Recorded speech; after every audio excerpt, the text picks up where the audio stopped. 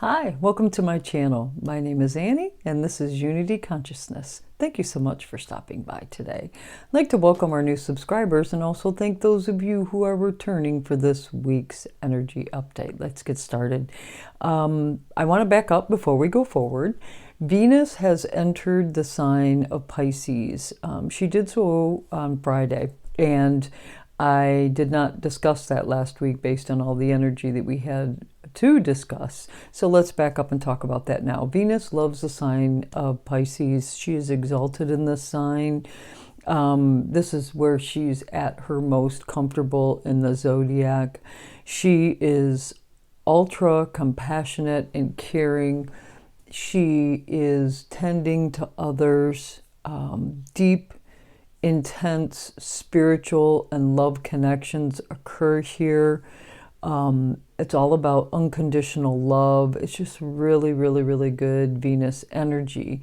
Get to know this energy. We are going to be tapping into this energy.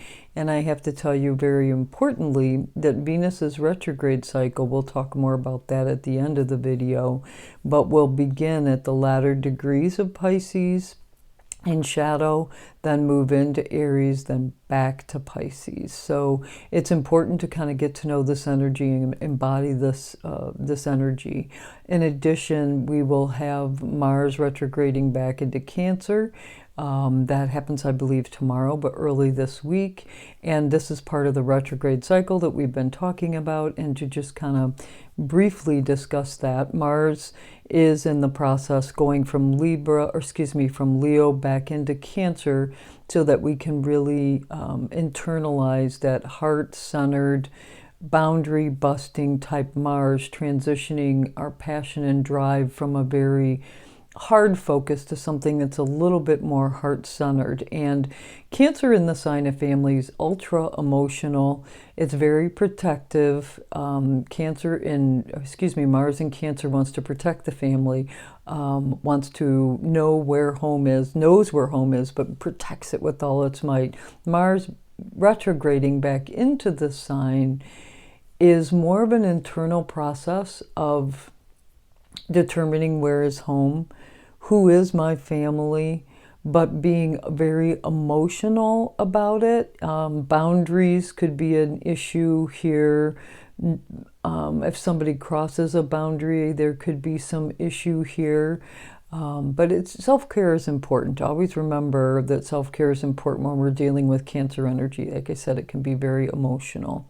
Then also this week, we will have Mercury leaving the sign of Sagittarius and going into the sign of Capricorn. Now, Mercury in Capricorn is very methodical and pragmatic. If you can think of Capricorn energy, it's driven, it's focused, goal-oriented. It can be a bit cold. So Mercury, the communications moving in, actions coming in, there's not a lot of compassion here. It's more intellectual than it is emotional. Again, Cancer's right across, right? So if Cancer's emotional, then that means that Capricorn's intellectual. So just be aware of these three energies as we discuss this week's lunations, because they're all going to definitely play a part. Let's review about today. So today we have Mars, which is still retrograde in the sign of Leo, is opposing Pluto in Aquarius. Very difficult energy, depending on if you're 3D or 5D, but it's oppositional. Again, part of this larger Leo retrograde cycle. Pluto's in Aquarius, asking us to understand our passion, helping us rewrite our passion. And again, 3D energy of this is ego-centered battles, power plays. It's all about the power because Pluto's here. And from a 5-dimensional perspective, it's more of a hyper-focus for heart-centered transformation of drive. Okay, so we can use Pluto here to rewire our passion and our drive. In addition, today we have the Sun, which is in the sign of Capricorn, is sextile Saturn and Pisces. Do something to get something. It talks about long-term goal planning. This is really good for long-term goal planning. It's just the right amount of compassion and understanding with responsibility all rolled into one to kind of do some future planning. Then in addition, today we have the North Node in Aries is going to sextile Pluto in the sign of Aquarius. This is yet again a very important thing to embody. It's a very authentic I am, knowing your true essence, your pure essence, who you are on the inside, so that you can be integrated into the tapestry and the fabric of the collective.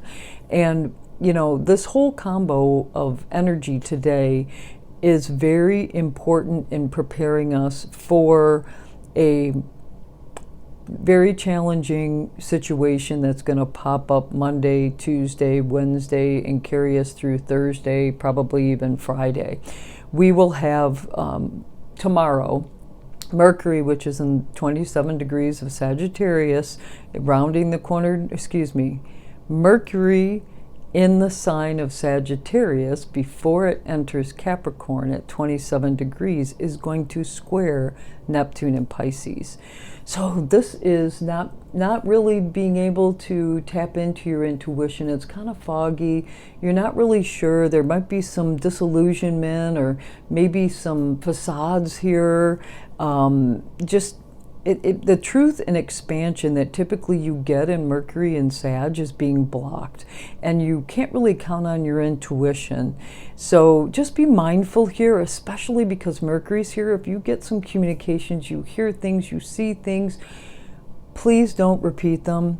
Please take your time. Look for clarity before you act. Please, please, please. There's illusion here, because on Tuesday, Mercury, now at anaretic degree of Capricorn, will quincunx Mars, and Mars is going to then, it's back into Cancer now, right? So Mars back in Cancer it's an internalized function. It's quincunx energy. So we've got Mercury in a fire sign and speaking to Mars that is retrograde in a water sign. And it's creating tension, very emotional, sensitive, perhaps outbursts or situations, leaving you feel like you need to protect your family, protect your home, like you don't have a family, like you don't have a home. So just be aware. Again, this energy, I wish I could say it gets better, but it's actually going to become more complex, because the very next day is even more triggering, because we will have Chiron, which is now direct. And we talked about Chiron and the wedge of opportunity that presented itself because Chiron was opposing and still is opposing Black Moon Lilith and working with Mercury to try to help us unravel that Cartman's triangle, or the drama that keeps reappearing. Well, that Chiron direct is going to square the Sun in Capricorn. And that Sun in Capricorn, again, it can be cold, it can be blunt, it can be lacking emotion. And Chiron direct in Aries is kind of wanting to be seen and be heard. And if you have any of that 3D element still in there, it's really going to come to the surface. And just 2 days later on Saturday, the Sun's going to join and oppose Black Moon Lilith. Now we got a T-square. So the Sun in Capricorn is going to square Black Moon Lilith in Libra and Chiron in Aries. A T-square is very, very challenging energy. This speaks again more about Cartman's triangle, or that drama triangle, and we're lacking compassion. We're lacking compassion. That Sun in Capricorn is really complicating matters, making it seem very cold. You want compassion, you're not getting it. In addition, the North Node at 1 degree of Aries is going to square that Mercury that just moved into Capricorn, that very cold energy, that very dry, lacking emotion, lacking compassion. So be mindful here because we have the North Node in the sign of Aries. We want to be centered in the self. We want to know our true essence. Pluto helped us with that. We understand our essence now. We can be confident with who we are, for sure, and not react to some of these situations. We can respond. And most certainly, when we're taking action, we can do so, even if we feel very indifferent or want to respond in a very cold, just the facts demeanor. Do that from being centered in the self. Know your core. Know what the energy's doing versus how you want to respond to something.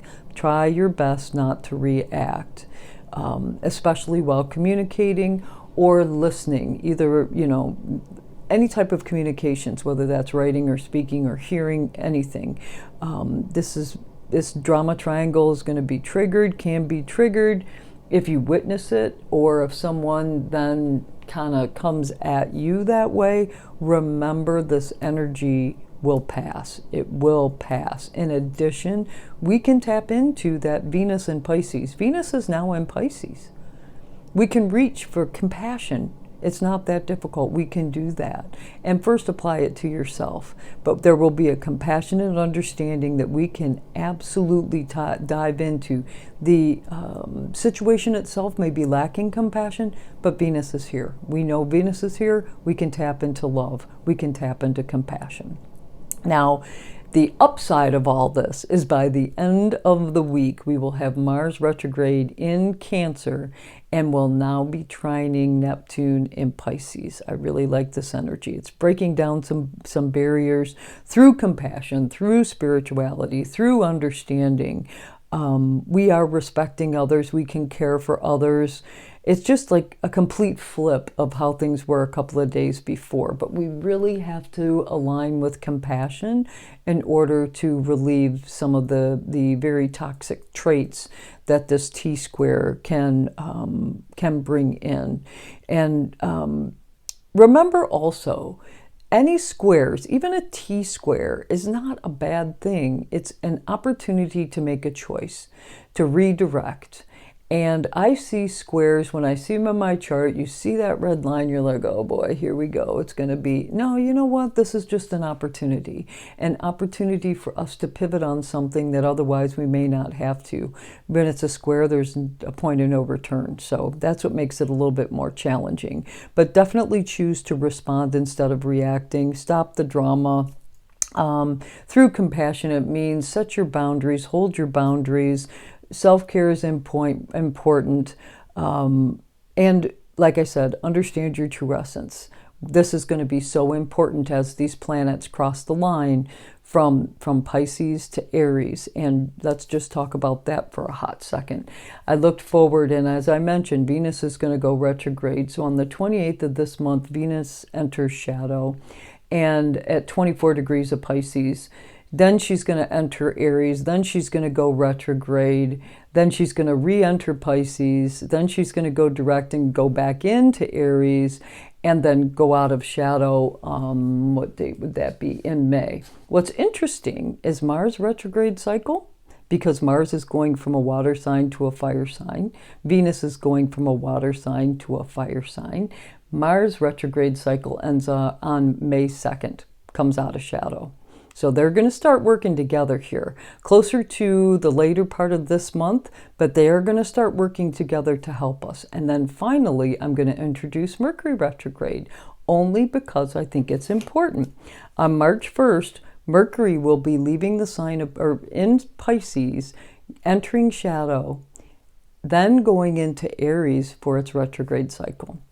So Mercury will be leaving a water sign and going into a fire sign, meaning all of our personal planets, except for our sun and our moon, will be going from water signs to fire signs in their next or current, in Mars' case, retrograde cycle. Back to Saturn and Neptune going from Pisces to Aries. We are acclimating to these pivots that will be occurring. So please be mindful. Okay, well, that's all I have for you this week. So I decided to use the Light Seers Tarot this week, Chrysann deck. love this deck. But I'm thinking, you know, we got Neptune and it's a square, so we're going to need a little help and clarity. I'm telling you, you can't make this up. Here's the card that jumped out. Yep, she's blindfolded. It's the Two of Swords. Let's see what the book has to say. You know that feeling of not knowing? It's time to make a choice, and it may seem like you are between a rock and a hard place. If you can't decide which way to go, it's because you can't see the bigger picture yet. The Two of Swords is whispering that you must move in one direction. Close your eyes and listen to your internal guidance system for your map. If your intuition has fallen unusually silent, it's asking you to trust yourself and your ability to discern and decide. Even in blindness, you already know the best way forward. When you act, the future will reveal itself, and it will help to move you toward your dream. Have faith that the universe is serving you the right experience.